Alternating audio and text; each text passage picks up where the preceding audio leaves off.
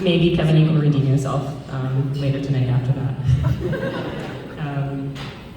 Hello, everyone. My name is Megan. I am Rachel's sister, and as has been made clear multiple times tonight, matron of honor.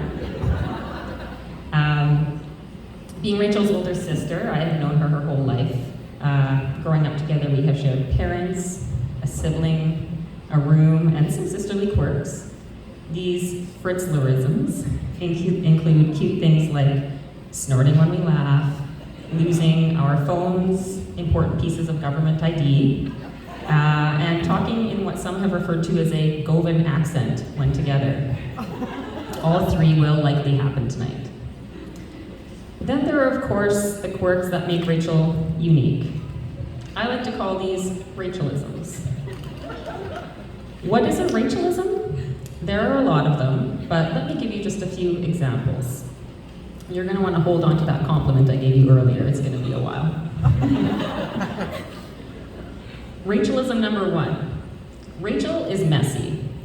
Not cute messy, like if you shared a room with her growing up, you had to maintain a strict and continuous crayon border down the center of the room to separate Meganland from Rachelistan. And you had to enforce that border because things that crossed it never came back the same. Like a certain Barbie horse that wandered over to the wrong side of the tracks and came limping back with 3 legs. I don't care what Mom said, the replacement pony didn't have half the talent Sparkle had.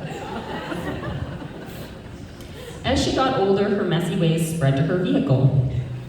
Her car was a gold mine for a scavenger hunt.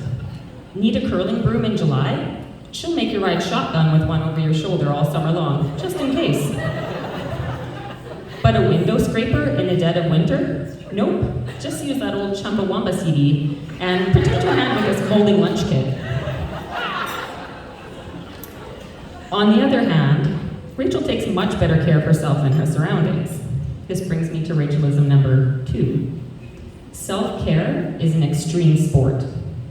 If it's not business hours, it's bath time hours. If you call her at home, there is a 50% chance that she is about to take a nap, has just taken a nap, or is currently napping. The other 50% of the time, she's having a soak in the tub.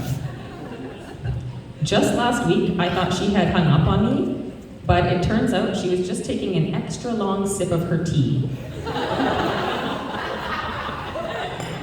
She once got sent to an SGI defensive driver course for a weekend. It's coming. And came home complaining about the lack of buffet. Leave it to my sister to expect her driver training course to provide a catered spread. Now,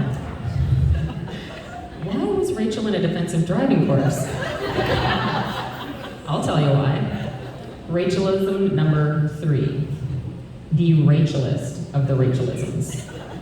Rachel is a terrible driver.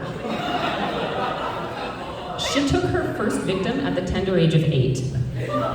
You all saw that go-kart in the slideshow? Well, a friend of mine and I were standing on the lawn out at the farm, nothing else around, when Rachel comes speeding towards us in that go-kart. Completely misses the open air on either side of us. She instead takes out our guest's legs with a suspicious level of precision. She knocks her to the ground, and then she patents what I call the hit and stay. She turns around and comes back for the kill shot. She jumps from the go-kart just as its wheels crest her victim's head. There were tread marks. In high school, she managed to damage her vehicle to the point that the locks in the back of her car no longer worked, ensuring that once her prey had entered, they couldn't leave. The passenger door somehow made a sloshing noise when you opened or closed it. If you asked Rachel about it, she would just shrug and say, "Must have rained last night." I have often wondered since if that was blood. When we got older, she would be my very last choice to call for an airport ride. I would have to pop a gravel first because I knew I was likely to feel nauseous after just a few blocks. I actually can't count the number of times she just slipped on some ice, barely grazed that post, or nudged that other car, but it wasn't her fault. Rachel has since parked her rally Jeep in order to, quote-unquote, stick it to SGI by riding her bike or Purple Pal. Just for a few years until the heat dies down and the SGI points go back up. I was impressed with how well Kevin took it when he found out about her driver's record. Or maybe he just knows a good deal when he sees it, like, sure, she has some miles on her, but think of the money you could save with this baby. Other Rachelisms include an uncanny ability to fall down or somehow up any set of stairs, making up her own lyrics to any song without even knowing it, and navigational skills that have earned her the affectionate nickname Suitcase. I think we've all put together by now that although I am poking fun at her, all of these qualities are things that I absolutely adore about my sister. And one of the best Rachelisms is her ability to laugh at herself. In addition to these quirks, there are many Rachelisms that I admire. Being able to find the humor in any situation is a Rachelism. Perseverance through life's tough moments and empathy for others going through those tough moments, that's a Rachelism. Being a natural-born caregiver and nurturer, always prioritizing the comfort of others, that's a Rachelism. Being slow to anger and fast to try to understand the situation, that's a Rachelism. The ability to relate to anyone in a conversation and knowing how to put a room at complete ease is a sure Rachelism that I'm sure most of you in here tonight have enjoyed. And being there for a friend. I mean really being there, that's a Rachelism. Pull it together.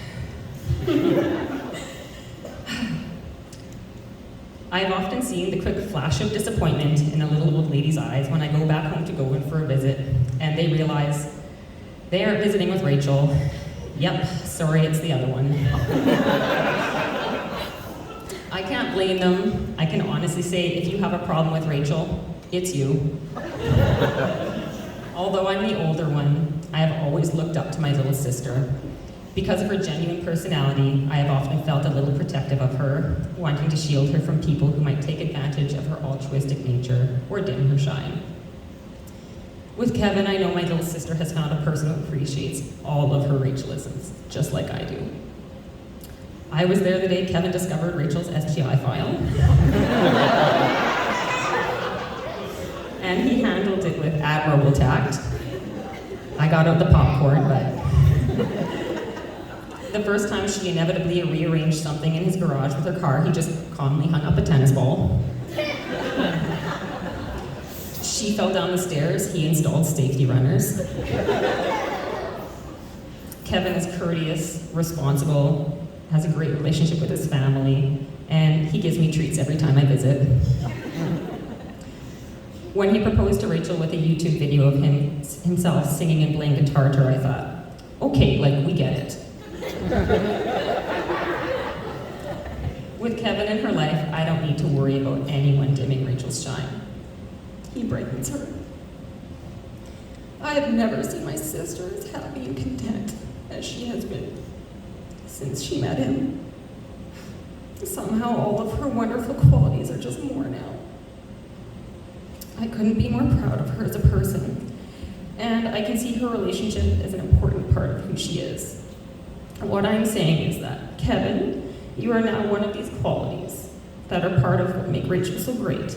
And take it from me, being a part of this girl will be one of your best qualities too. So with that, I'd like to propose a toast to my sister, the bride.